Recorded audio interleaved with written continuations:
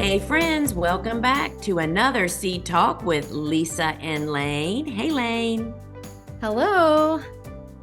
So friends, if you're joining us for the first time, welcome aboard. We're so glad you're here. And this podcast is brought to you by thegardenersworkshop.com, which is kind of mine and Layne's day job that keeps us busy. And we'd love for you to drop in over there. So friends, we're going to dive in here today. What are we talking about today, Layne? Well, going into the winter months, we start to get a lot of questions about row cover. So today we're just going to be going over a few row cover do's and don'ts, a little refresher or some guidelines to help you throughout the winter months to know what to do with this row cover. We get questions about when do I put it up? When do I take it down? How do I stop my row cover from blowing off? So we're just going to go through some do's and don'ts to help you be the most successful with your row cover. Awesome. Let's jump in. Okay, so the first row cover do is going to be do have everything in place and ready to go before you need it. You know, we can say this till the cows come home, and this year we're ready. This is an unusual year. There's always like one more bed that we fell short. We didn't have enough hoops. We didn't have enough weights. We didn't have enough row cover or something we have to do an extra step or something, and it doesn't get set up. And then all of a sudden it's like, oh my gosh, it's going to be 16 degrees tonight. We got to cover that bed. It just eliminates panic and provides for your plants better, right? To just have everything ready to go on the drop of a pin. Yeah, and it's always when you least expect it. It's like warmer than normal fall, and you're like, oh, I don't need to worry about that yet. And then that's when you get slammed with a really cold night coming up and you're unprepared. So what do you like to have in place, Lisa, before you even need it? What does that mean to you? Sure. So because we do use row cover, a lot for wind protection here, protection from the wind, and also grazing varmints. So we pretty much cover everything for most of the winter when it's the proper temperature outside. So that means that we have to have hoops on the beds. Those are the lightweight wire hoops. We have the row covers laying in the pathway, and we have the appropriate number of anchor bags on that. So literally, I can look at the weather and go out and just pull up the covers and get them set up to go, because it's a lot of work putting down. If you try to do everything at once, that is a lot of work to do. So yeah, so having everything, just Bobo and Andrew just get everything set up so I can go out there and provide protection on, looking at my phone app and going, whoopsie, didn't know that was coming, Yeah. And our next do is going to be do space and install your hoops and anchor bags properly so that those row covers stay secure and they stay in place once you put them up and they're not constantly shifting or blowing off. So how do you properly install row cover, Lisa? Can you just walk us through it as though we're out there with you in the garden? Sure. The way that, and I want to say, and Bobo has now come around to this too, we prefer to install row cover by ourselves. It's not an easy two-person job. And so, once you put your hoops down, and then we find appropriate length row covers. So it's the length of your bed plus about 5 feet, a tail on each end of about 5 feet. And then there is a anchor bag of the appropriate weight, which I have found to be 15 pounds is a really good size weight that provides the best protection. That would be 15 pounds of soil, sand, or rocks, whatever, gravel, whatever you have. And then the most important key piece is to put down the appropriate number of anchor bags to truly secure your row covers. I hear from people all the time, oh, I live in a really windy site. There's no way I can keep row covers down. Well, we have videos showing, our row covers flap all winter long with rolling, robust wind. And when you have the appropriate weight, about 15 pounds per bag, and you have the appropriate number of them, it's like it makes the job so much easier. So what is that appropriate number? I put a bag on both sides of the bed at the foot of every hoop, and then I put 3 weight bags at the end of each end of the bed. And that is so I'm going to go out there and I'm going to put the row cover up.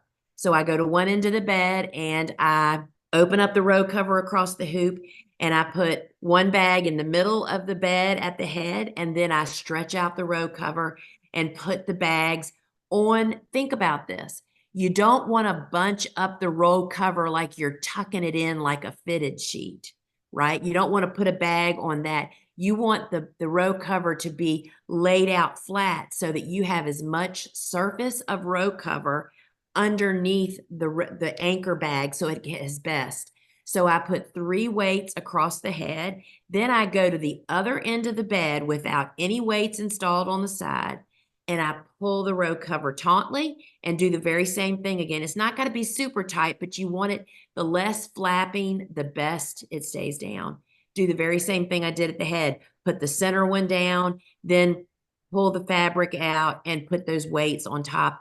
And then I go down one side of the bed, installing the weights at the foot of each hoop, and making sure that I'm leaving enough excess fabric on the other side of the bed. I eyeball it across the bed to make sure you're not taking too much on one side. I walk down one side, put them all, then you go back to the other side and walk down and do the same thing. And I mean, when you do that, and it takes practice, don't expect to install the perfect tunnel on the first time. But, I've done it now thousands and thousands of times. I am a pretty good tunnel maker, low tunnel Yeah. maker, and so is Bobo.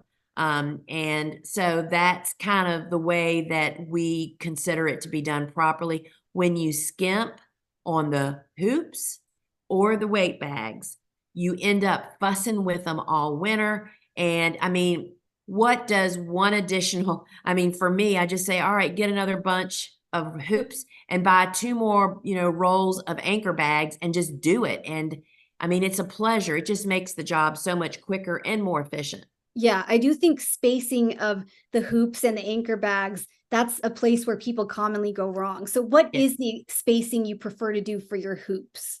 In a perfect world, 10 feet. But I've been known when we were in high production, we never had enough of anything. There was always more beds than we had. And we'd go to 12 feet, which would basically allow us to have enough extra hoops to do another bed.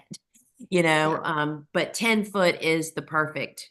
So if you have a 50-foot bed, that's 6 hoops, which translates into 12, about 15, 18 weights. And it seems like a lot, but that's what it takes to do the job.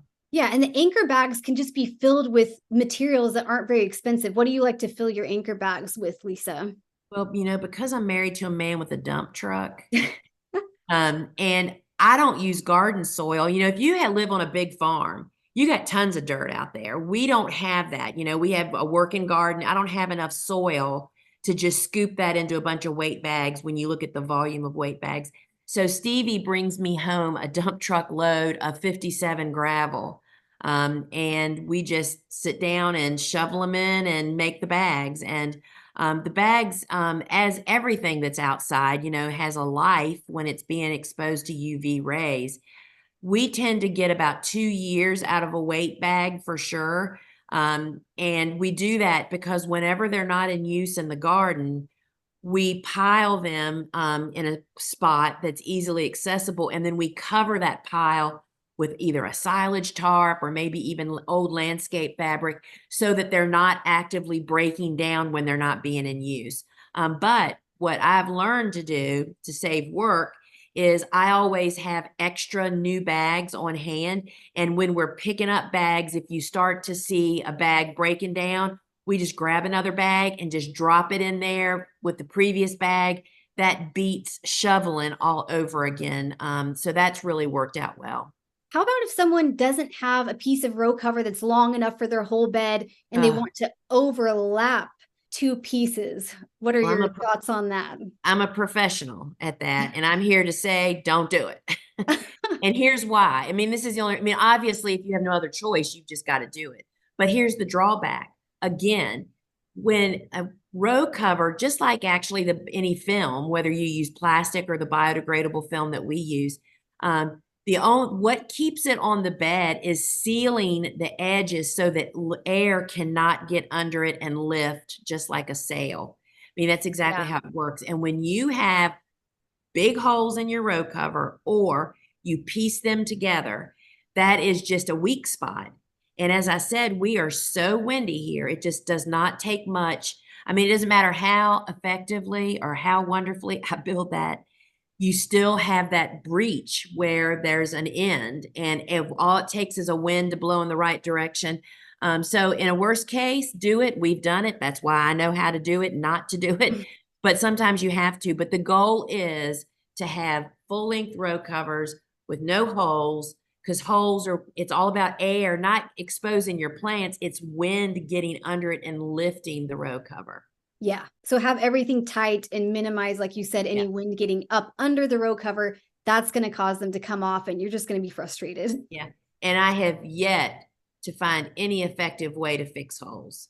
I mean, it's just row cover. I mean, in the big picture, I mean, obviously it's expensive. Everything's expensive and has a cost, but it is far less, unless you're doing everything by yourself. You are not paying labor, but your time, if you're doing that, is even more valuable. You are better off to buy a new roll of row cover and replace those than to try to patch. We have yet, because the rain and wind just rip it apart. Okay, now we're going to move on to our next don't. And our don't is going to be, don't feel the need to use really heavyweight row cover, and do have additional lightweight row cover on hand. So let's just start with the heavyweight part. And I also just want to say that if you prefer to use heavyweight row cover to overwinter your plants, obviously keep doing whatever works best for you. But we just wanted to point out that oftentimes lightweight row cover really is sufficient, and it can be a lot more versatile. So what would you say about heavyweight versus lightweight row cover, Lisa? Sure. So I guess it's probably been 10 years ago. We did invest in a heavier weight row cover, thinking, okay, we'll have some heavy and we'll have some light, because there's lightweight use. Like oftentimes we use row cover in the summertime for to prevent pests from having access to our plants. Well, the lightweight is what you need because it has 85% air, water, and light penetration. Every pinch of heaviness that you add to that, you're getting less light, less water getting through. And it just becomes more of a maintenance issue potentially. Plus, for us, then we got really confused. There was really no way to tell the heavier weight from the lightweight. Yeah, there is a difference, but in a big farm, busy farm, working, it was constantly, is this the heavy or is this the light? So I learned really quickly that we needed to have one weight and one weight only. And the most useful weight for us was lightweight, because in the event that I needed a heavier weight, like a blast of single digit cold here that we don't often get, I could just put a second layer on. Right. And so in the heavyweight, some people do find that it works for them. I think that most people's issue with the lighter weight is they tend to rip it, and you really have to learn how to handle it. And it really, you can not rip it when you learn how to weight it properly, how to pull it, how to not let it flap and get holes ripped in it, and just the way it's kept. And we also store them in our potting shed out of the UV rays, because they too can break down. But yeah, so there's nothing wrong with heavyweight. We just find it's more uses for the lightweight. And it, in our situation with multiple hands here, it was just very confusing to keep them delineated. That's a really good point. And by lightweight, we're talking about Agribon Ag 19 that offers up to 4 degrees Fahrenheit of temperature protection. But like Lisa mentioned before, one of the main purposes of row cover is actually just protecting from wind. I mean, it's almost like, if I've heard Dave Dowling say that when you row cover, like you're seeing pictured, if you're not watching this on YouTube, I would suggest you do, because there's great examples of how we do our row covers. But you could, if you're want to plant late, you found yourself needing to plant late in the fall, immediately row covering them buys you like a month back. It's more because it just breaks the wind and concentrates the sunshine. And, I think that part of my success with cool season hardy annuals, particularly in fall planted, came because of my paranoia back in the beginning that I was going to freeze them all to death. Do you know what I mean? I didn't believe that they were really going to survive, so I would row cover in that effort. But in fact, what really happened is that row cover that I used was so lightweight, it didn't really offer a whole lot of cold, but the wind protection just made the quality of our plants and their ability to grow and get rooted in to start growing earlier in spring was just accentuated when I row covered them. And so it was something I did in the beginning that I didn't really realize all the good stuff that was going to come from it. But I think row cover is way underused. Although I will say that I don't suggest that if you have borderline cold temperatures, we don't even put them up till it's 25 or below. They want to be out in the air because guess what? Bugs will live under there too if you make it too Yes. sweet under there. So you just have to learn the ebb and flow of it. And yeah, so lightweight is definitely the way that we prefer. Yeah, and one of the advantages to the lightweight, like we mentioned, is it is really versatile. So you can use it for something like protecting from deer and rabbits, as well as your winter protection. And that being said, it can also be a good idea. Our next do have additional lightweight row cover on hand, because if you do have a really, really low dip in temperatures or something coming, you can actually double row cover them. So it can be a good idea to have almost twice as much row cover as you need in case of an event like that. Yes, and so we have enough row cover here because we're not growing it quite as big as we used to. And so I literally have enough row cover that for cool flowers, we can double row cover our entire garden if need be. We do, when I'm first trialing some new cool season hardy annuals that we don't know whether they'll be winter survival here or not, then we will definitely double row cover them if we start dipping down into the teens. It's like I really want to try to get a true reading, but we also want to give them a chance, and so a double row cover option makes you sleep better at night, if for no other reason than to have an extra roll. You just can't even believe what peace of mind having additional row cover brings to you when the crazy weather is happening. The weather's just so unpredictable now.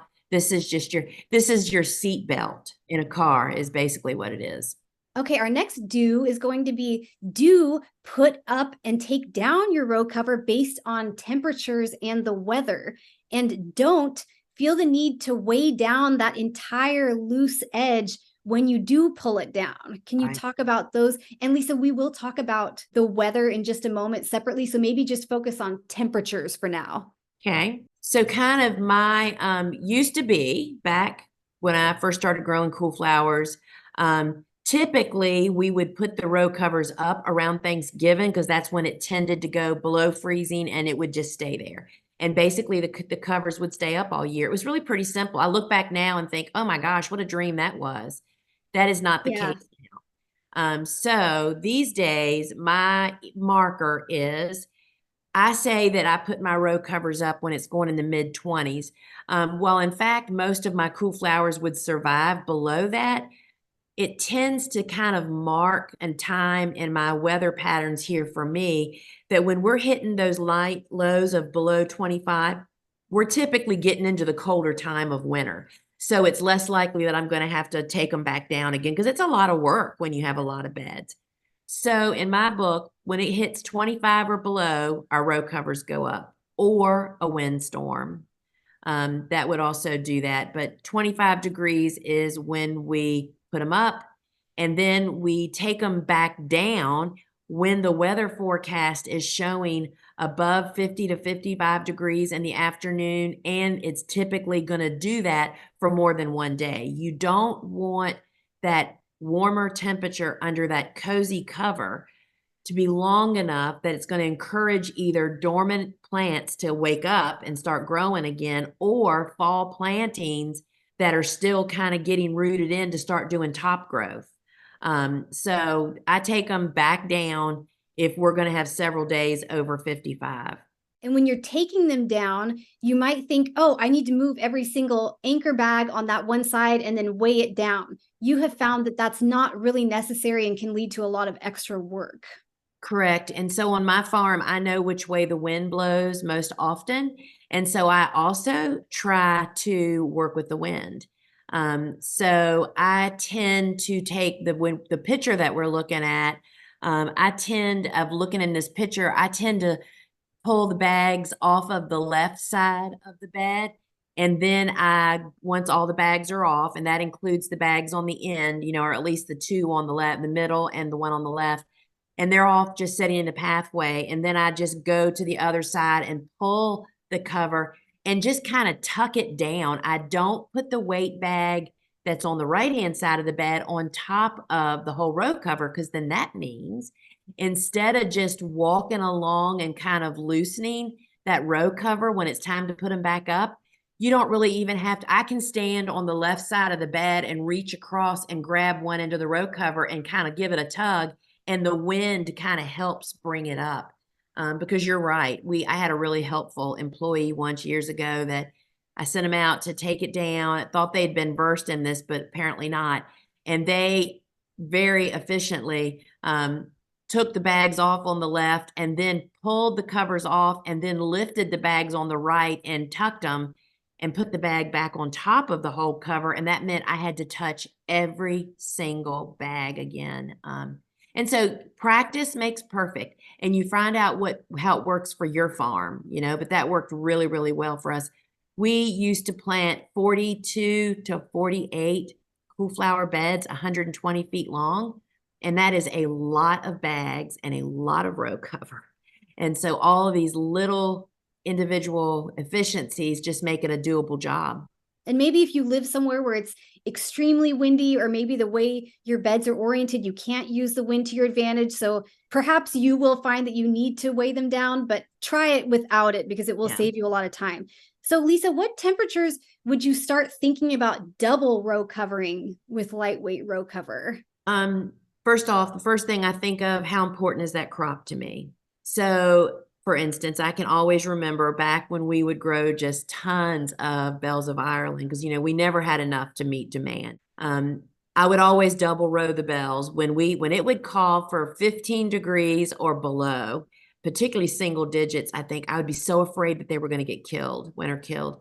And so that's when I would do it. So the first thing I think of is how important is the crop, and then what is that threatening temperature? And I would say when we would start getting into the lower teens and single digits, which is not standard temperatures for us.